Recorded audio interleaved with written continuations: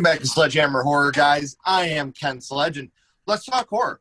Today, I am joined by the amazing Michael Vincent Barry. A lot of stuff he's got coming up, a lot of stuff he has been doing. You may know him from the shows like Innocent Boy, The Dark Side of Being Kind, and Them Covenant, which is now on Amazon Prime. How you been doing, man? Good, man. Just keeping busy. How are you? I'm doing very well. Thank you for asking. Same thing, just trying to stay busy. And I know COVID's kind of crazy right now, but you got something that you're working on right now that the horror fans will really appreciate. Can you talk about that with us a little bit? Yeah, I'm working on Crude Massacre, which is an awesome film we're shooting out in West Texas, out in the oil fields where it's really darn hot. But it's an awesome story, great horror flick, but it's got a great story as well, which is always kind of cool, I think. We've been shooting on that for a couple of weeks now, and I head back out there next week to shoot on that. It's a horror flick done by a group out of West Texas, Red Aces Productions, and then Indignant Dawn Films here in Austin in the Central Texas area. So yeah, it's pretty cool. It's a kind of a big deep dark family secret that is kind of being untold, unraveled in the film, and my daughter, I play a character's name is Jet in the film, and just kind of a revenge type of film based on a deep dark family secret. It's really cool. What I love about this film is the directors really kind of let you in pretty quickly on who done it, but the film is really based upon why it's being done, what's happening. So yeah, it's pretty awesome. Although it's like I said, pretty darn hot out there in the West Texas oil fields this time of the year. Yeah, I get that too, man. You've been traveling all over the place, working your ass off. So congratulations on that. I'm glad you're doing okay. Yeah. So you have a fan film coming out about the Texas Chainsaw Massacre. Yeah, the Sawyer Massacre. Yeah, that's going to be shot here in Central Texas as well in 2021. It's done out of Canada. Production teams out of Canada and going to film here, and it's really cool. I'm about 15 miles from Bastrop, Texas, where the gas station that was used in the original film sits. It's a barbecue place now. Sure. Which is pretty much everything here in Texas is barbecue stands. But yeah, so super excited to get to work on that. Big cast, great budget. It's a fan film, like you said, and yeah, it's gonna be awesome. We're looking at shooting that, I think, in the spring or summer of 2021. That's awesome, man. I'm very excited for that. Obviously, yeah. To me, without Texas Chainsaw, we don't have a lot of what we have today. So for you to be a part of that is so cool, man. Yeah, such a cool thing to add to the legacy. Yeah, for sure. So, but we are here today to talk about the first horror movie that you ever watched. What really got you rolling into the genre? And the first horror movie that you watched was The Omen. Which is awesome. Omen. Yeah, this is the first time I've been able to talk about this film, man. So this is something very exciting for me. Because this is a film, man, I'm going to tell you right now, this film fucked me up as a kid. And there's a scene that we'll talk about, which I think everybody knows the scene, but it's one that's always got me. But do you remember how old you were the first time you watched it? Yeah, it came out in '76, so I was about 8 years old. And I don't even know how I got myself in front of a way to watch it. My parents were pretty strict about that stuff. Actually, now that I think about it, I mean, I didn't see it at the theater, so I must have been a little bit older than that. And I caught it somehow, and I just remember, like, whoa, that's like like, that's intense. And then subsequently have watched it over and over again in my life, even as an adult. And it still scares the crap out of me. I think, it's the whole idea of, the unknown forces, I mean, there wasn't so much, blood and guts, although, it had some of that good stuff in it as well. But just the idea that, wow, like, here's the Antichrist, and it was the mid '70s, so that was a lot of that kind of conversation was going on. I remember it, with friends and things like that. So yeah, it certainly scared me to the point where I didn't get on elevators for a while. And to me, it's like that was like the first Antichrist little boy type thing that we had ever had. You have Reagan and you have Damien. Like that to me is like where really that children evil started. And it's one of those things where before this, you didn't have a lot of that. So this is like, this kid is evil, but do we really want to go destroying a kid? And there's a lot of the Omen where you don't really know for sure. They do leave some of it. Maybe it's not the kid. There's never that definitive, until you get to the Omen part 2 when Damien's talking to his cousin and he's like, "You're right. Now I'm going to ask you to join me." And, it ends up scrambling his brains and shit. But yeah, man. So in the Omen, which scene do you think affected you the most and why? I think the elevator scene, I think they're walking through like a factory or something, or they're walking through something, and they go on that elevator, and then it takes them, and then it drops, and then like splits somebody right in half. Yeah. Like I don't know. I think it was maybe the confined space. Certainly, like this lack of control thing was going on for me, and yeah, it's pretty. That was pretty intense. For me. Yeah. I mean, I know there were certainly other parts of the movie that were probably worse than that, but that one had a lasting impact on me for a long time. Well, and like you said, when we're kids, we always remember things, and I've talked about this on the show before, we always remember things worse than what they really were. Sure. So, after you watch a scene like that, and then you go and you see somebody getting on an elevator, you're like, fuck that. Yeah. I totally get it, man, because people like us, we put ourselves in the film. Right. That's something I've always done since I was a kid, whether it be a comedy, a horror, a thriller. I've always got myself in the film. So you see stuff like that and you're just like, oh, shit. Yeah. Because that's something that could happen. How many times we've been on an elevator and felt that jerk? And the first thing that comes to your head is, Damien, where are you, you little shit? Exactly. Yeah. I mean, the other part of that movie, too, I mean, it was really, I think, as a young boy, without any worldly exposure at that time, just the kind of the beginning of that movie too, where they were this foreign land and it was mysterious and like this all of the stuff that the Gregory Peck's character was dealing with in the beginning of the movie, that was also kind of like weird and new for me. Do you know what I'm saying? And so and just how foreign countries are and people are portrayed in film anyway. That was my earliest exposure to that type of like, where are we and who are these people and what's going on, and that was pretty scary as well. So let me ask you this: we're talking about these couple different scenes. When someone talks about the Omen, what is the first thing that pops into your head? Damien. I mean, I think Lee Remick calling for him, or that scared me. I mean, also just Harvey Stevens, his he just had such this chilling gaze, right? As Damien.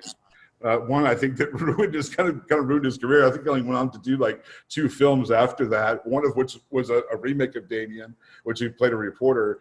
Just that deadpan face look of like something's wrong with this guy. Fucked up with this kid, So I think the word itself, her calling for him, or it was pretty. It was beyond the typical boogeyman, right? There was something coming out from behind, a wall or something. There was not a lot of blood and gore, and that you would typically see in a horror film. It was more psychological, I think, that really kind of stuck with me for a long time. And you're right. And even with those movies, like I compare it to The Exorcist, you knew she was fucked. She's puking up, she's blistered up. Yeah, the crucifix, all of it. Yeah, you didn't know for sure. I mean, like you knew, but he wasn't showing you that. Like the scene, one of the scenes that always stuck with me is after the nanny had hung herself. Yep. and him and the dog make eye contact. Oh yeah, for And sure. he waves at the dog, Yeah, man. yeah, That yeah, part, that fucked me up, man. It's yeah, like when yeah, the for dog and the sure. nanny are there, then him and the dog, he's just like, thanks, buddy. Yeah, So I was yeah. gonna say, we were talking about the elevator death, but is that the death you think affected you the most? Is that like the one that sticks with you the most, or is there another death in this movie that really? Well, I mean, I think the babysitter too was pretty crazy. I mean, I had a babysitter at the time, you know. But I think the elevator one is the one that really stayed with me the longest, if that makes Sure. sense. Yeah. See, I don't know what it is about that nanny one, man, but just the way she's like, "Look at me, Damien. It's all for you," and then Yeah. she jumps like that. To me, it was Yeah. just like, oh my God, even as a kid, you're just like, oh my God, this is all the people that are there, like it's such a heavy scene. Now, usually I'm pretty good at this part, but this is one I got to leave completely up to you because I got to be honest with you. The Omen fucked me up as a kid, man, and hanging scenes is something that's really hard for me to watch, so I never watched the remake. Okay. Have you seen the remake of it? I saw the one that was what was the second one that was the Omen 2 was because I think it's 3 so far. I think I've seen the Omen and the Omen 2, but they remade it right around 2006, Oh 2007. yeah. I saw that.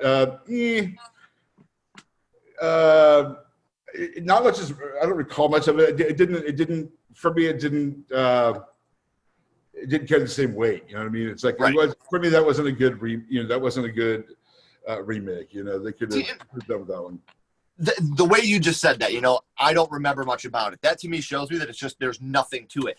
You didn't hate it, you didn't love it. There's just nothing to remember. And at least if you hate something, you remember scenes. Like, oh, this was dumb, but it had this. Exactly. This movie just, that's what I've heard a lot. Because, like I said, hanging scenes. When that movie came out, I had just lost a very close friend that had hanged himself. Yeah. And so I couldn't bring myself to go watch it knowing that was going to happen in the film. And I just never got back around to it. So now I'm not in any hurry to do it.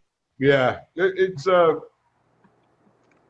think some films like The Exorcist, like Rosemary's Baby, like The Omen, those, it's like, like I could never watch a Shining 2, Right. It's like there was something about those 70s horror films I think were special, like I think as a society we need more and more and more and more, how should I say it? We need more influencing aspects to films to make it interesting. When we really don't, we just need a really good story, like executed well. We don't necessarily need 2 and 3 and 4 and 5. Although some films do okay with that, but The Omen for me was one of those ones that just the original was where it kind of ended for me. Sure. And see, where I agree with you, I'm not one of those people that think that remakes or reboots are inherently bad. There are a lot of remakes and reboots that I am a fan of. But for every remake or reboot that Hollywood is signing on to now, that's one more original idea that's not getting made. So you have these original ideas that could be, the next Halloween, the next Jaws, the next Jurassic Park. They get pushed to the side in favor of the Omen 2020 or, so that's where remakes and reboots kind of bum me out because there is that one original idea now that we're not going to get to see. However, the good thing about 2020 is we have Prime, Netflix, Hulu, Tubi. We do have avenues for these people to get their ideas on. There are a lot, the honeymoon phase, 1BR. There are these great new things that are coming out that are still making their way to us. So there is that, originality that's still getting out there. So thank goodness. I'm with you. Thank God. So with this, I always ask everybody, we talked about your first horror movie. Now I want to go scream on you here. What is your favorite scary movie? What horror movie is your favorite? Oh my gosh. I tell you, I really like I'm all over the place with this. I mean, I can go as far, back to Blair Witch. There's aspects of that show that just made it chilling for me. To everything, I'm a fan of the Conjuring, franchise and all of that. There's still stuff that scares the shit out of me from all the paranormal stuff. That's good. I think the closer it is to something that I could really wake up and find happening in my house, Yeah. the scarier it is for me, like, and I love all the Saw movies and all of that. I mean, I love the Halloween movies and all of, I love the blood and the gore, but I really, I go back to the story itself, like I just love a great, The Others, not really a horror story at all, but suspenseful. And I mean, that's crazy shit. Anything with a great plot twist, anything that was like, you got me, Yeah. I'm a fan of as well. So yeah, what about you? My favorite horror movie is House from 1986. Nice. Yep, absolutely love it. Newer, I really liked, even though a lot of people don't consider it much of a horror movie. The Cabin in the Woods. I thought that movie was super brilliant. I thought it was great how they tied it in at the end.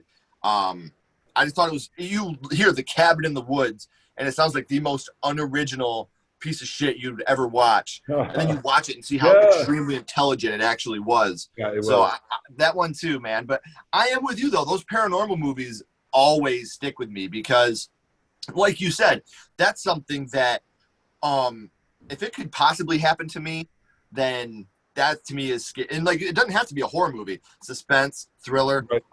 I think one of the scariest movies I've ever seen is an action movie. That 2012 movie, with the world ending. Like, that shit scares the shit out of me. Yeah. Or like that Nicolas Cage one. I think it was The Knowing, where he was actually going to another planet. Like, that was a great one. Yeah.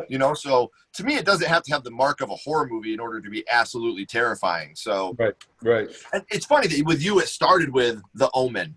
And then those paranormal movies, like, it's funny how that happens. A lot of people I talk to, first movie they watch was Halloween. Then they talk about their favorites and the scarier ones. And it's always Halloween, Friday the 13th, Scream. I think that first horror movie always kind of sticks with, that scared me the most. So you're always kind of drawn to that type of horror movie. Yeah. Because I'll take an Omen and Exorcist and like, I'll take that subgenre of horror any day. That stuff. Those are classic, iconic films that I think they all came from this particular time where I think that's what Hollywood was producing and really kind of questioning society and especially the religious undertones that were taking place in them. So yeah, I dig that kind of stuff. And I love the end of The Omen, with the dad. He's trying to, end it. And the cops, don't move or I'll shoot. Then he shoots him right away, and you get to see the bullet coming. And then we go right to the funeral. You know what I mean? Like, that shit's awesome to me. Like, you hate to see it, but the bad guy won, and the bad guy was a child. Yeah. So it's crazy, too. I mean, I look back, I don't know if you've ever heard, but there was some crazy stuff that happened off the set of that movie.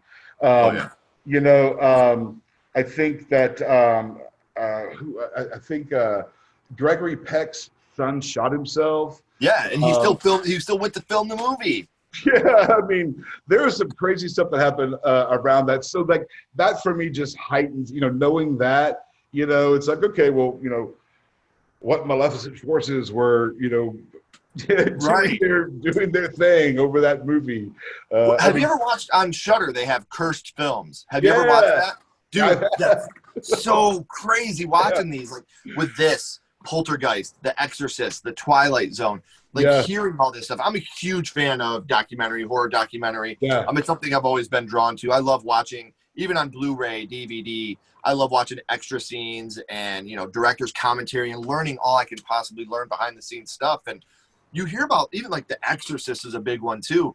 All the shit that happened. And I believe the guy whose son shot himself, his plane got like fucking struck by lightning. Yeah. Could you have possibly had any more signs not to do this film? Yeah, exactly. Do not do this film. Yeah, it's crazy. That's those are fun to watch. They're very interesting. So far so good on the projects I've been working on. I think. Yeah, thank God. Because there's been some crazy shit I've been working on lately. So yeah. Any updates you get to, let me know because I'd be happy to do any type of updates. Man. If you do any Indiegogo stuff like that, anything, I'd be more than happy to help out as much as I possibly can to try to help you guys. Because I mean, you're helping me by coming here, man. It really means a lot having you on. So anything I can do to help you, I'd be more than happy to help out. Put you all over social media, whatever, man. Thanks, man. So we always end these with a skull count. We're talking about the Omen, 0 being the worst, 5 being the best. What are you giving the Omen? Oh, 5. Anytime a movie can have that type of a lasting impression, where you don't get on your first elevator until you're like 36 years old. That's a 5 damn skull show, dude. Like that is, yeah. I mean, make me check my damn window shades. Make me like look underneath my bed before I go to bed at night. That's the kind of shit that movie did to me, and as have others. So yeah, man, definitely 5. It's funny you say that because a movie that makes me do stuff to this day. There are times, most of the time, before I put my shoes on, I check them because of arachnophobia. Wow. When the dude puts his shoe on, he gets bit. That fucked me up so bad as a kid, man, that I still to this day will shake my shoes out before I put them on. Yeah, man. I mean, yeah, that's a great example right there. I mean, there's some little, there's some shit I still do. Like, I won't go up in the attic of my house. I know Annabelle's up there. That's awesome, man. Or all kinds of shit. Yeah, but hey, you know what? That's what makes this genre so awesome. It affects us but in a completely different way. Right, and it's one thing I've talked about on the show too before is like we have cons based around horror movies. You don't get rom-com con. Right. And you see the scariest people in these movies, and then you meet them, and they're the kindest, most gentle people. Like, you're a huge fucking guy. We've had conversations. You're one of the coolest dudes in the world, man. So it's one of those things where you get to know these people, and they're some of the coolest people. And then you watch them on film, and you're like, God damn, that guy's scary as hell. Yeah, I play a lot of rapists and serial killers and all of that stuff. But mostly what I hear is I'm a big old teddy bear. So that's kind of fun. And I didn't really set out to do that. I began doing film and I looked up, and at the beginning I was just throwing shit up against the wall trying to make something stick, right? Yeah. And then I looked up, I'm like, oh, I'm looking at my resume, I'm like, I play a lot of killers. Let's do this. This is paying the rent. So yeah, but that's why they call it acting. And it's fun, and it's fun to see both sides of me, I think. Right. Well, and guys, like I said, I'm in my description down here. I got a lot of his links, so make sure you're checking the stuff he's doing out. Don't go anywhere, Michael. Got a couple more questions for you. Everybody else, thank you so much for watching. I'm Ken Sledge. He's Michael Vincent Barry. Stay what you are. Keep talking horror, and we'll talk to you guys soon.